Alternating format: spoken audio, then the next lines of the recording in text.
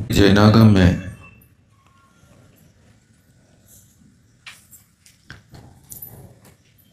ज्ञान को दो भेदों में डाला है।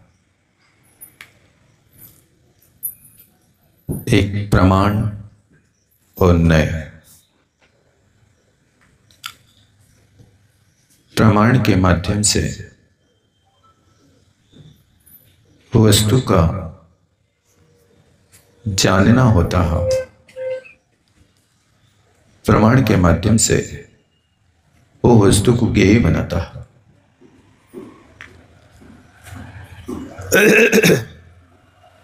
लेकिन नय के द्वारा लोक व्यवहार और परमार्थ को दोनों को साधता है। नय जो होते हैं प्रमाण में से निकला हुआ ज्ञान का एक अंश होता है। लोक व्यवहार और परमार्थ बहुत कुछ नय के माध्यम से प्रवृत्ति करता है। नय चूंकि सम्यक ज्ञान का भेद है, जब तक सम्यक ज्ञान नहीं होगा तब तक नय भी सम्यक नहीं होगा। लोक में षड दर्शन प्रचलित हैं। उन दर्शनों में प्रमाण तो माना जाता है, लेकिन नय की कोई व्यवस्था नहीं है। कुछ मत ऐसे हैं कि जो प्रमाण और अनुमान को मान लेता है। एक जैन सिद्धांत ऐसा है कि प्रमाण और नयों के माध्यम से वस्तु का अधिगम करता है। यदि प्रमाण और नय का अच्छी तरह से परिचय हो जाए तो फिर वस्तु को समझने में देर नहीं लगेगी।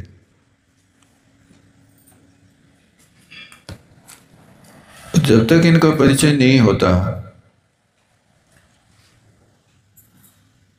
तब तक ये आत्मा घनघोर अंधकार में पड़ी है।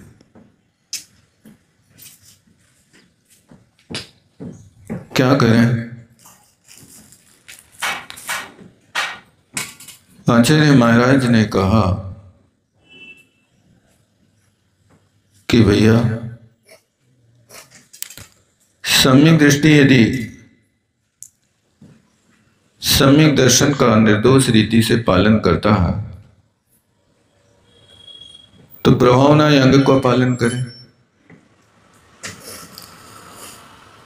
प्रभावना में करना क्या है? प्रकृष्ट भावना भाय अज्ञान तीव्र व्याप्ति मवा करते यथा यथा। घनघोर अंधकार से व्याप्त ये संसार, इस घोर अंधकार को जैसे बने तैसे हटा करके जैनेन्द्र भगवान के शासन को प्रकाशित करना, उसका नाम प्रभावना। आज के समय में प्रभावना का रूप बदल गया।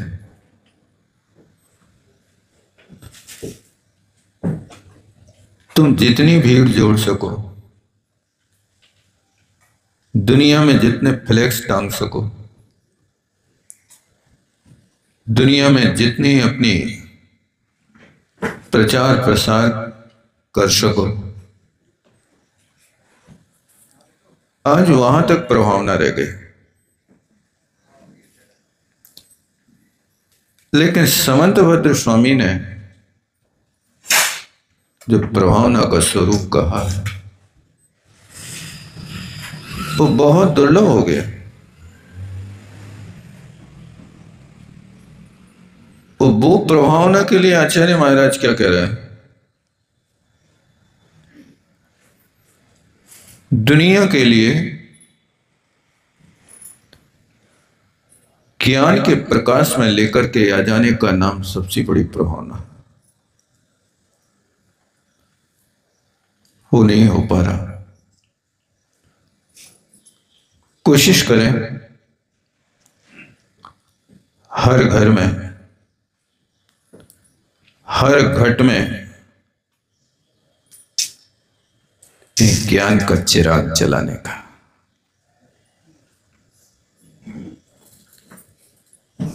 माना कि अंधकार घना है, पर ज्ञान का एक दीप जलाना कहां मना है? आप ज्ञान के एक दीप को जला करके तो देखो। हमने बहुत ज्ञान प्राप्त किया, बहुत डिग्रियां प्राप्त करी, बहुत अच्छा है। अक्षर ज्ञान होना अलग बात है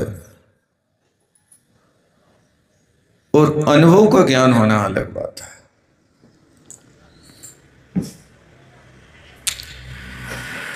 अनुभवी भले ही वो पुस्तकों से ना पढ़ा हो,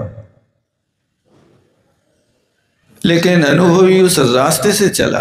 ये धुआं कहां से है?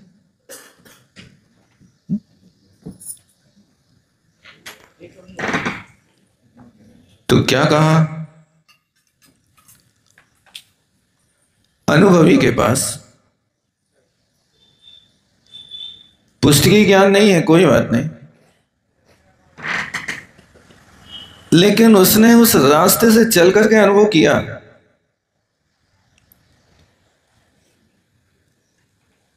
उसका एक अलग आनंद होता। एक बहुत बड़े दार्शनिक हुए हैं जिनका नाम लुकमान था।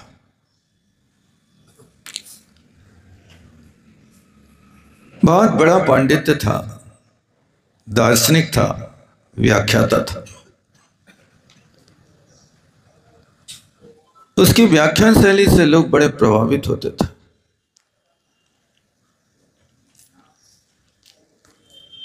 एक दिन एक व्यक्ति ने पूछा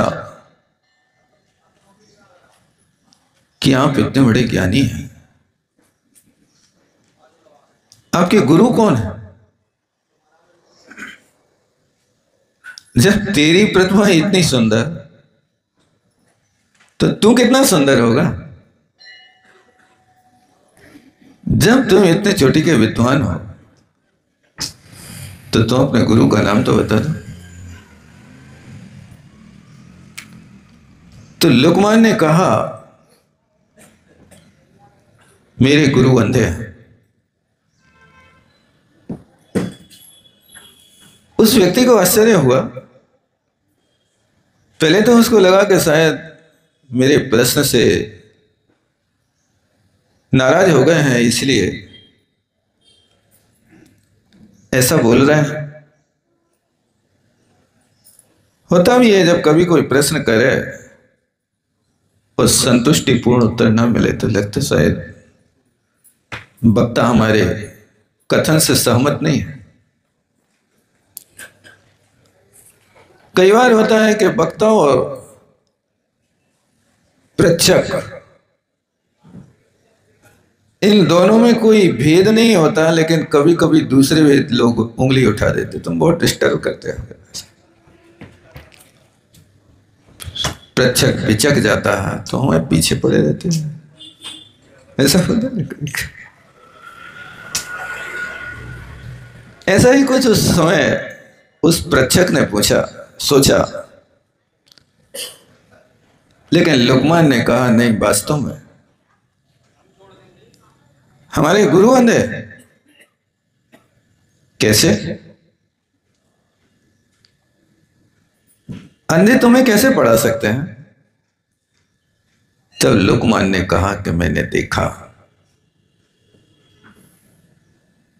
कि नेत्रहीन व्यक्ति जब तक अपनी आगे की जमीन को नहीं टटोल लेते तब तक वे अपना कदम नहीं बढ़ाते। बस उनको देख करके मैंने उसी समय से गुरु बना लिया और मैंने सीख लिया कि मैं भी जब तक सामने वाले के हृदय को न टटोल लूंगा तब तक अपनी जबान नहीं खोलूंगा। ये गुरु ने बनाया है तो एक अनुभवी व्यक्ति को बनाया है। भले ही प्रज्ञा चक्षु है, लेकिन प्रज्ञा चक्षु होकर के भी अंधों को कभी आपने दौड़ते नहीं देखा होगा। बहुत सावधानी से एक एक कदम पहले जमीन में रखते हैं, टटोलते हैं, फिर अपना पैर उठाते हैं और वो बहुत लंबी यात्रा कर लेता है। क्या आप भी सामने वाले के हृदय को टटोलने के बाद अपनी बात खोलते हैं, अपनी जुबान खोलते हैं? कि सामने वाला सुनने को तैयार नहीं है फिर भी आप उसके कानों में जबरदस्ती अपनी बात डालते हैं? जबरदस्ती करेंगे तो आप घाटे में रहेंगे, और यदि आप अनुभव से काम करेंगे तो लोग तुमको गुरु बनाएंगे। आप नहीं पढ़ा रहे कोई बात नहीं, आचरण ऐसा करो कि लोग सीखने लगे। बोलो तो ऐसा बोलो कि लोग लिखने लगे। क्या आपका आचरण ऐसा है कि लोग कहने लगे कि वास्तव में अनुसरण तो इनका करना चाहिए, लेकिन करें क्या? आचरण में कहीं न्यूनता होती है तो आपका बेटा आपसे कहने लगता पापा सठिया गए। आप लोग नहीं कहते होंगे स्वतः भव्यात्मा, लेकिन सुनने में आता है कई लोग कहने लगते हैं पापा आप सठिया गए। ये शब्द क्यों बोला जा रहा है? यानी आपका आचरण अब ऐसा नहीं बचा है कि जिससे सामने वाला आपको गुरु बना सके। वास्तव में यहां अनुभव के ज्ञान की अवस्था, जिस दिन ज्ञान होगा नए सापेक्ष होगा, प्रमाण ज्ञान होगा। हर किसी ज्ञान को प्रमाण की संज्ञा नहीं होती है। सम्यक ज्ञानम प्रमाणम, यदि समीचीन ज्ञान है तो वो ज्ञान प्रमाण की कोटि में आता, अन्यथा हर पीली वस्तु को सोना नहीं कह सकते। बहुत सारी वस्तुएं हैं सोने जैसी। आज के समय में सोने जैसी चमकने वाली ऐसी कई जेवर बाजार में बिक रहे हैं। क्या बोलते हैं उनको? बेंटेक्स। बेंटेक्स के जेवर को कोई कसौटी में नहीं कसता। बेंटेक्स बिकता है तो सिर्फ सुनहरा कलर होता, सोना नहीं होता।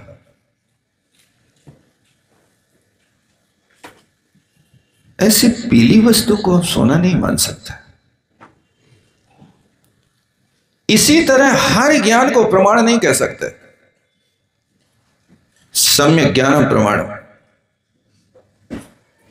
सम्यक नाम ज्ञान में किसने कहां से आ गया? यदि सम्यक दर्शन है तो ज्ञान सम्यक होगा, और ज्ञान यदि मिथ्या है, दर्शन यदि मिथ्या है तो आप सम्यक ज्ञान की कोटि में नहीं आ सकते। कितने बड़े ज्ञानी बने रहो। इसी तरह यहां पर मैं सुखी हूं, मैं दुखी हूं। जिस दिन सम्यक ज्ञान होगा उस सम्यक ज्ञानी के राग आलापना बंद हो जाएगा। वो नहीं कहेगा मैं सुखी हूं, मैं दुखी हूं, क्योंकि वो समझता एक कर्माधीन व्यवस्था स्थायी नहीं होती है। एक कर्माधीन व्यवस्था कब ऊंट करवट बदल ले इसका कोई ठिकाना नहीं होता। एक पल में जो अच्छे अच्छे लोग बड़े शौक से और गर्व से प्लेन में यात्रा करने के लिए अपने आप को बहुत सुखी मान रहे हैं, सेकंडों में उनके जीवन का पता नहीं चला क्या हुआ। यहां से अच्छे हंसते खेलते मौज के साथ सवार हो रहे हैं,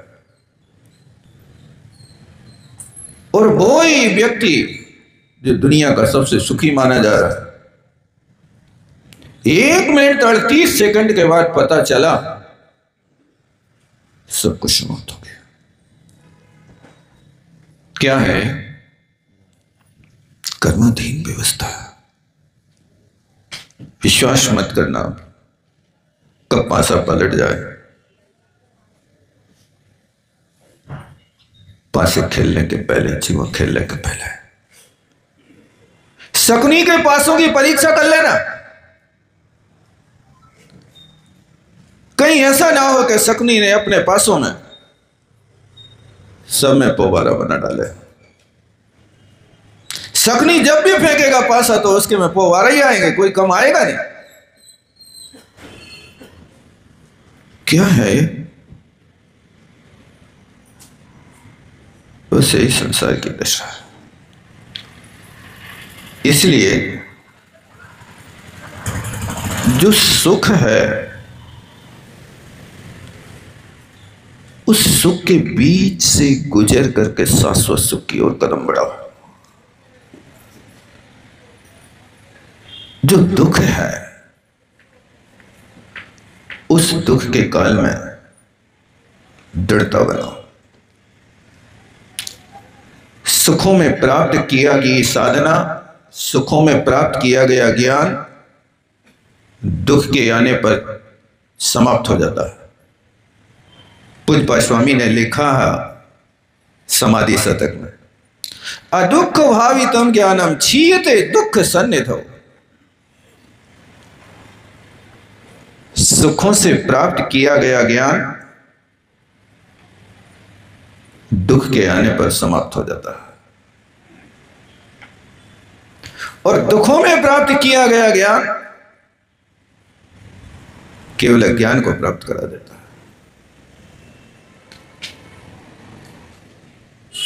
तत्व अभ्यास करने में परिश्रम होता है। परिश्रम करो, वास्तविक सुख को पाना है तो।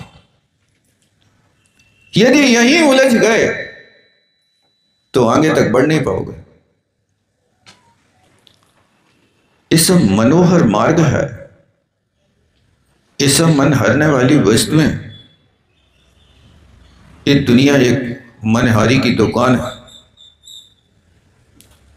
मनहारी की दुकान किसे कहते हैं वैसे? मनहारी कहते हैं। काय का नाम मनहारी? जहां चुड़िया टिकली बिंदिया, यही है ना, मनहारी नाम रखा उसका। यहां तक कि लोग उस मनहारी की दुकान में करिया धागा भी पसंद करता है। नहीं करते? काला धागा मिलेगा तो वही मिलेगा। वैसे लोग के सारे पदार्थ मनहारी की दुकान है। वो मन भर जाए व्यक्ति का तो फिर मनहारी की दुकान में कोई 10% की मुनाफा का नियम नहीं रहता। बस मन भर गया। अब तुम्हें क्या जाना? कोई बैठो तो नहीं है मनहारी वाला?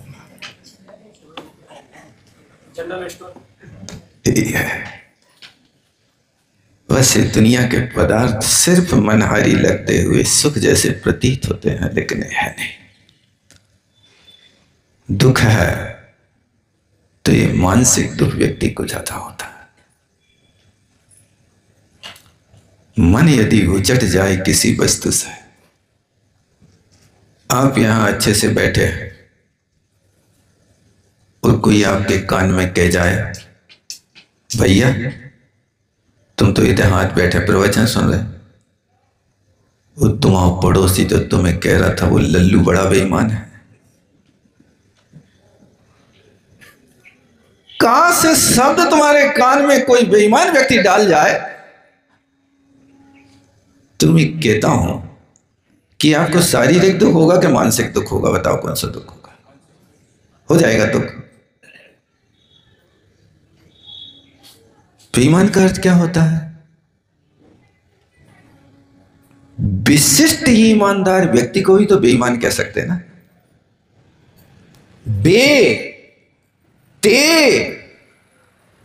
के बेजना विशिष्टा ईमान है लक्ष्मी होता है भाई साहब। वो मान माने सम्य ज्ञान होता है। मान के आगे प्रा उपसर्ग लगा दो तो प्रमाण बन जाता है और सम्य ज्ञान में प्रमाण हो जाता है। अब यदि कोई तुम्हारी स्तुति करे, ये महानुभाव बड़े उदार हैं, भामाशाह हैं, बेईमान, एक्सेप्ट करोगे कि नहीं? पढ़ लो व्याकरण पढ़ लोगे तो फिर दिक्कत नहीं आएगी। फिर बेईमान भी कहोगे तो भी मुस्कुरा देंगे, फिर गाली नहीं देंगे। लेकिन लोक की रूढ़ी में बेईमान का अर्थ यह है कि जो ईमान से विगत है, रहित है, उसको बेईमान कहता है। शब्दानाम अनेक अर्थत्वात्, शब्दों के अनेक अर्थ होता है और एक अर्थ में आप रूढ़ हो गए तो फिर आप उसी अर्थ को पकड़ करके चलोगे, फिर दूसरे अर्थ को आप समझने की कोशिश नहीं करोगे। इसलिए यहां पर मैं सुखी में दुखी में रंग में राव, ये आप शरीर से रंग और राव नहीं लग रहे।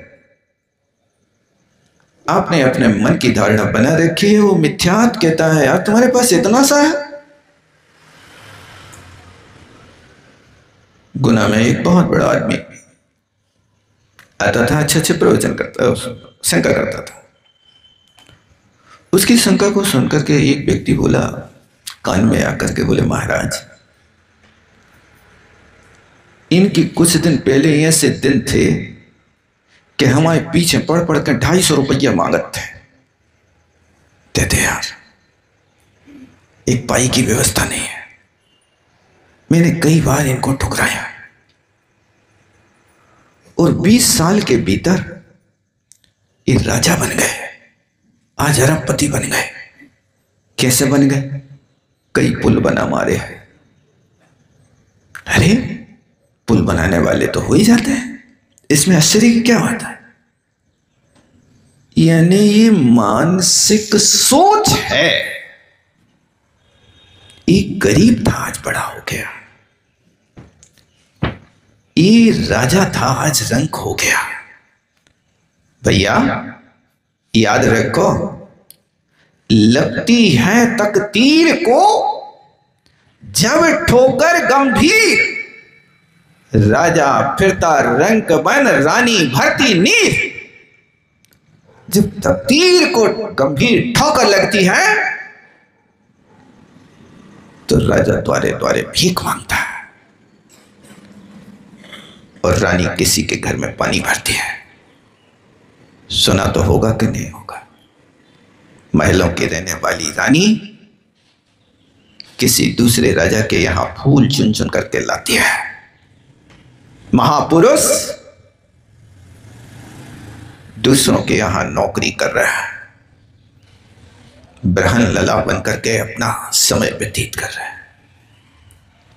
ये क्या है? तकदीर। लगती है तकदीर को जब ठोकर गंभीर, जब गंभीर ठोकर लगती है तो महलों में रहने वाले राजा, सोफा पर बैठने वाले लोग फिर बाद में जूट का बोरा भी दिखाई नहीं देता कि उस पर बैठ जाए। कहां गए? इसलिए 12 भावना में पढ़ने के पहले भूमिका बनाई। 12 भावना को पढ़ रहे हो, पहले इन पुरुषों को देख लो। कहां गए वे चक्री जिन भरत खंड जीता? कहां गए वे राम और लक्ष्मण जिनने शक्तिशाली रावण को मारा? ये प्रश्न किया जा रहा है। 12 भावना कर रहे कि प्रश्न कर रहे? कौन सा कर रहे? 12 भावना पढ़ने के पहले इन महापुरुषों को याद कर लेना। क्या होगा? अनित्य भावना का स्वरूप अच्छे से समझ में आ जाएगा। ये दुनिया की ये नित्यता को बताने वाले हैं जिन जिन महापुरुषों ने इतना बड़ा साम्राज्य अपने हाथ में किया, आज पता नहीं कहां गए। इसलिए मैं रंग हूं, मैं राव। आत्मा गरीब नहीं होती है, चाहे निगोदिया हो या निर्ग्रंथ। प्रत्येक आत्मा के पास अनंत गुणों का भंडार है। बस इतना है कि उन गुणों पे अनंत दोषों ने साम्राज्य जमा लिया। इसलिए संसारी प्राणी अनंत दोषों का कोष बना हुआ है, और जिनने उस दोष को हटा दिया, वे दोष को हटाने वाले अनंत परमात्मा, अनंत गुणों के धनी, उनकी स्तुति की जा रही है। अनंत चतुष्टय के धनी तुम ही हो सिरताज। मैं कहता हूं सिरताज का अर्थ क्या है भाई साहब? अध्यक्ष का है, मुखिया का है, नायक का है? क्या होता सिरताज का अर्थ? ये सिरताज उनको किसने बनाया? कभी सोचा आपने? भी अनंत चतुष्टय के धनी है, सिरताज है, तो उनको सिरताज बनाया किसी दूसरे लोगों ने चुनाव करके कि भी स्वयं बने? बताओ। ये अनंत चतुष्टय के धनी कोई बना नहीं सकता, ये तो स्वयं का पुरुषार्थ है। तुम कितना पुरुषार्थ कर सकते हो? मोहिनी गर्भ के ऊपर कितनी गहरी चोट मार सकते हो? आपसे कहें भैया उनसे क्षमा मांगो, हम मांग तो लें लेकिन बेने करें तो ये बड़ी समस्या है। बेने करें तो आप कौन तरीके से मांग रहे हो क्षमा भाई साहब? एक बात बता तो ये मानसिक पीड़ा है। इसलिए कोशिश करें प्रत्येक आत्मा में, चाहे निगोद हो, चाहे निर्ग्रंथ हो, चाहे स्नातक हो, चाहे जिन हो, हर आत्मा में अनंत गुणों का भंडार है। बस हमारे ऊपर धूल पड़ी है, उस धूल को नहीं हटा पा रहे हैं। इसलिए किसी ने लिखा, रे मानव तुम भूल पर भूल करता गया, धूल चेहरे पर थी और साफ आईना करता गया। रे मानव तुम भूल पर भूल करता गया। बस यही कर रहा है, भूल पर भूल होती जा रही है। और हमारी भूल कहां है? धूल चेहरे पर है और सफाई आईना पर है। कभी स्वच्छ चेहरा होगा कि नहीं होगा? दर्पण के साफ करने से कभी चेहरा चमकेगा कि नहीं? चेहरा तो तब चमकेगा जब दर्पण को छोड़ करके चेहरे की कालिक को हटाई जाए। बस ऐसा ही कुछ लगता है कि हम दूसरे के चेहरे की सफाई करने में लगे हैं, क्योंकि सबसे बड़ी समस्या है कि हमारी आंखें दूसरे के चेहरे को तो देखती हैं, अपने चेहरे को नहीं देखती हैं। हम कैसे लग रहे, तुम बता दो। यदि हम बुरे भी लगें तो तुम सब कह दो कि बहुत अच्छे लग रहे हैं, बहुत अच्छे लग रहे हैं, युवराज से लग रहा है, राजकुमार से लग रहा है, कामदेव जैसे लग रहा है, बिल्कुल काक है, कौन सी उपमा देवे। तो बिल्कुल ऐसा फूल के फुग्गा हो जाता है कि जैसे हमें सारी 3 लोक की संपदा मिल गई। लेकिन अपने चेहरे को तो देखो बेटा, क्या है। बोलो आचार्य गुरु विद्यासागर जी महाराज जावाणी के ज्ञान से सूझे लोकालोक, सोवाणी मस्तक धरो सदा दे। हे जिनवाणी भारती तो जपो नरैन जो तेरो